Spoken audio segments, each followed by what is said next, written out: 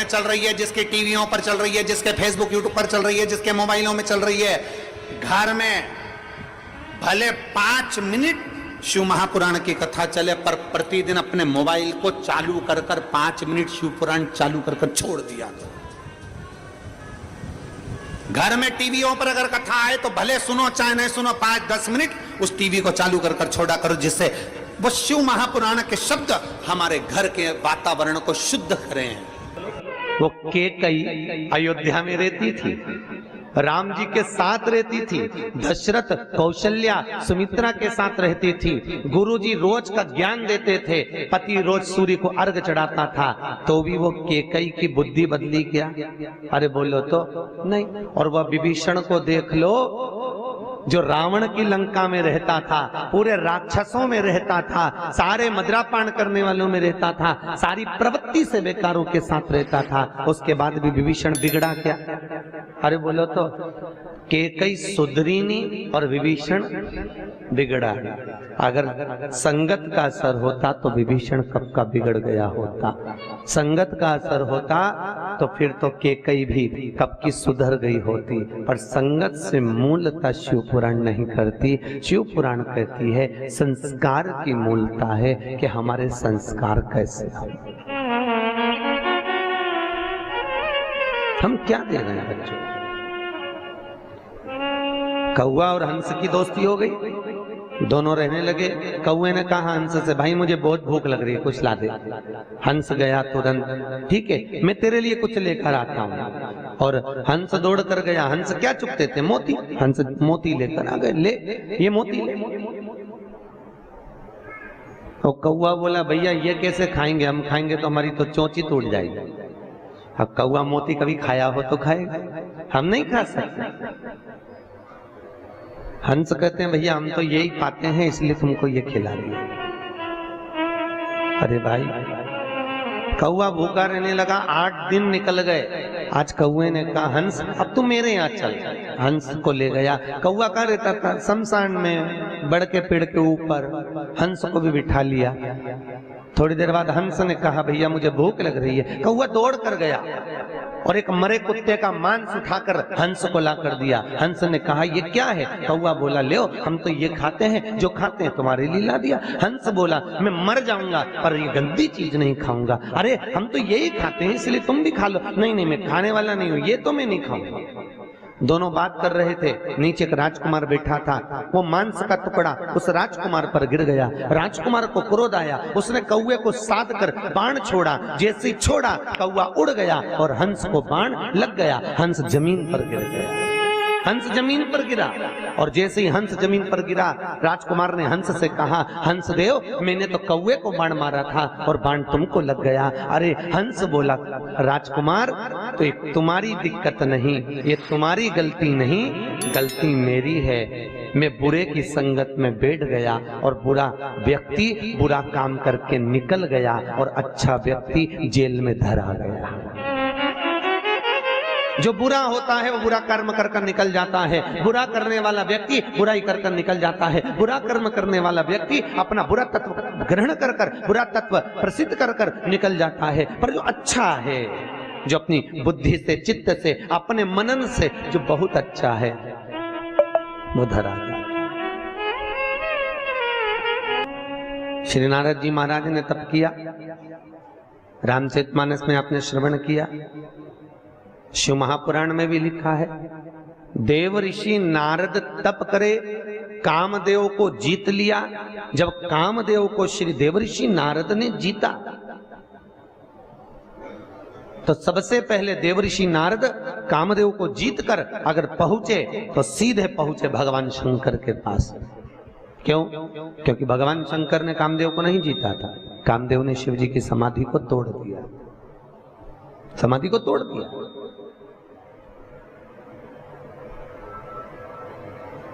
अब दुनिया के लोगों ने कहा बताओ वो देव ऋषि नारद काम को जीत लिए पर भोलेनाथ काम को नहीं जीत पाए। भैया तुमको कौन समझाए? वो कामदेव शंकर भगवान का साडू भाई था। दक्ष प्रजापति ने रति भी आई थी कामदेव को, सती भी आई थी। अरे बोलो तो महादेव को, शंकर जी को। अब ईमानदारी से बोलो, साडू भाई आएगा तो सम्मान करने के लिए खड़ा होना पड़ेगा कि नहीं होना पड़ेगा? तो कई लोगों ने कहा भगवान भोलेनाथ को तो आंख बंद करके बैठे रहना था, कामदेव क्या बिगाड़ लेता? कामदेव ने भगवान शिव की समाधि क्यों तोड़ी और भगवान शंकर ने समाधि क्यों तोड़ी? वो तो बैठे रहते। भैया धर्म पत्नी के रिश्तेदार अगर आए तो पति का फर्ज है कि थोड़ा सम्मान देना पड़ता है। नी दे अब रहने दो।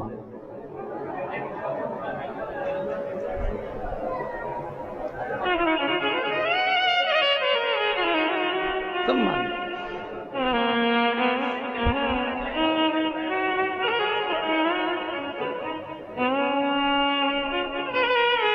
अभी हमारे बनवारी लाल जी मामा जी को लेकर आए थे और इनके माता के पक्ष के मामा जी थे, तो भी सम्मान दे रहे थे कि नहीं दे रहे? भैया ये हमारे मामा पक्ष के हैं, हमारे मामा है। फिर कहा ये मामा की बहू है, सम्मान दे। अब देव ऋषि नारद को क्या दिक्कत? देव ऋषि नारद तो अपने आनंद मस्ती में, पर भगवान शिव को तो पूरी रिश्तेदारी देखना पड़ेगी ना। सबसे सुंदर अगर कोई रिश्तेदारी निभाना जानता है तो मेरा महादेव जानता है। दुनिया में कोई नहीं जान सकता इतनी सुंदर रिश्तेदारी मेरा शंकर निभाता, मेरा भोलेनाथ निभाता। सबसे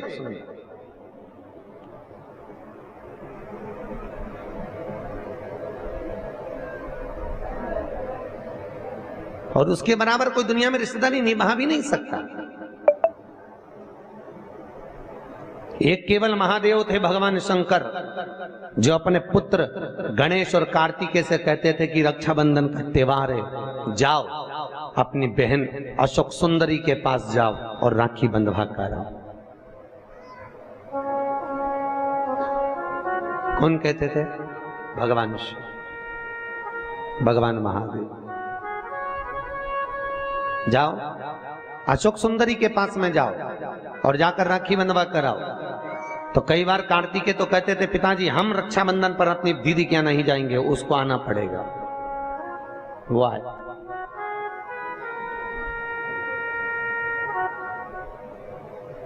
तो भगवान भोलेनाथ कहते थे कार्तिकेय जब तक माता पिता अगर जीवित हैं तब तक घर के बेटे को अपनी बहन के दरवाजे पर जाते रहना चाहिए। क्यों?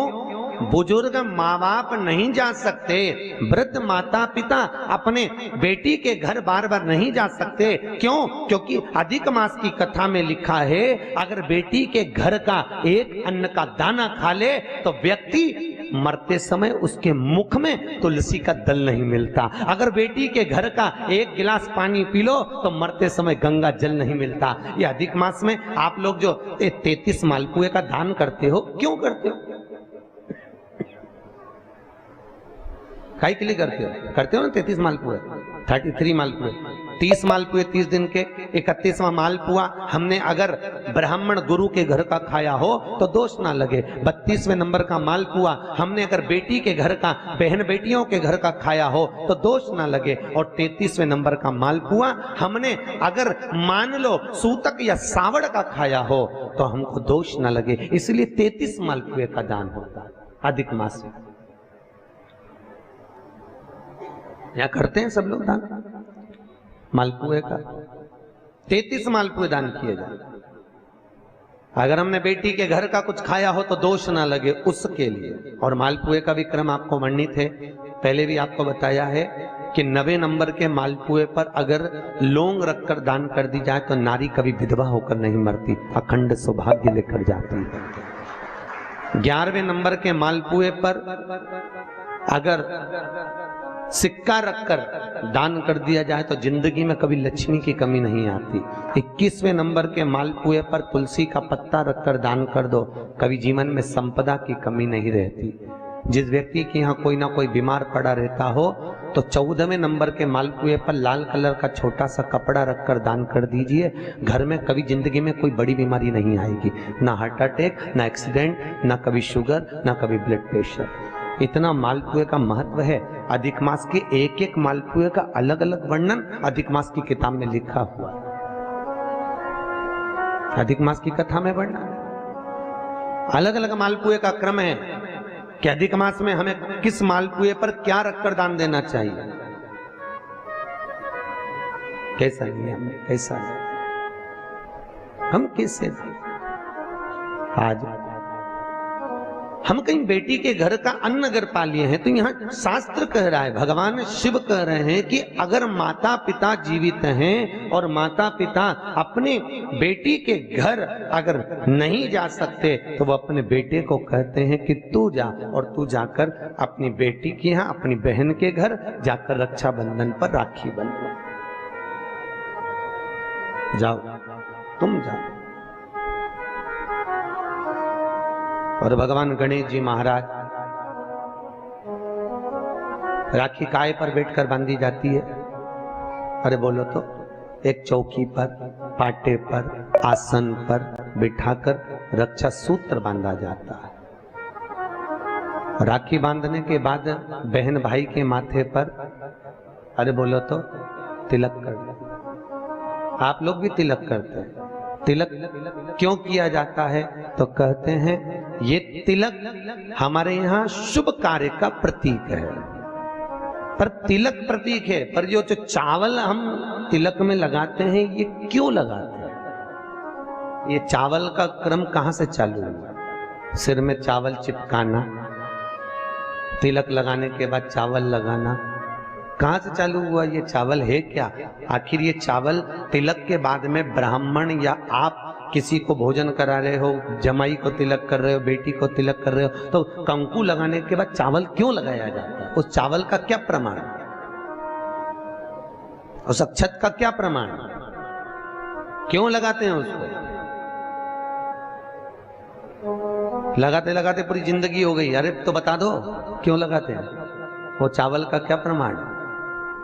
कि कंकु का तिलक तो लगाया, वो हमारे यहाँ शुभ कार्य का प्रतीक है, समृद्धि का प्रतीक है। पर जो अक्षत हम माथे पर किसी के लगाते हैं, कंकु लगाने के बाद में, चंदन लगाने के बाद में जो चावल लगाया जाता है, वो चावल का क्रम क्या है? तो शास्त्र कहता है, सुंदर विष्णु पुराण में भगवान वेदव्यास जी ने वर्णन करा, जिसके मस्तक पर तिलक लगाया जाता है वो शुभ कार्य का प्रतीक होता है। और अक्षत इसलिए लगाया जाता है कि इस अक्षत के माध्यम से आपकी जिंदगी में ये शुभ कार्य निरंतर चलता रहे, इसलिए अक्षत उसके माथे पर लगाया जाता है। शुभ कार्य के लिए, निरंतर चलने के लिए, इसको कहते हैं अक्षता। अक्षता का मतलब क्या है? निरंतर चलता रहे, निरंतर बढ़ते रहो। दूल्हा दुल्हन की जब जयमाला होती है, आपके यहाँ होता कि नहीं होता पता नहीं, पर महाराष्ट्र में तो एक नियम है कि दूल्हा दुल्हन की जब जयमाला होती है तो सबको पीले चावल दिए जाते हैं। इधर देते हैं क्या है? तो पीले चावल देते हैं, और पीले चावल देकर फिर उसको सतीवचन के अनुसार उसमें छोड़ा जाता है। शुभ मंगला, अरे बोलो तो, सावधान, शुभ मंगला सावधान।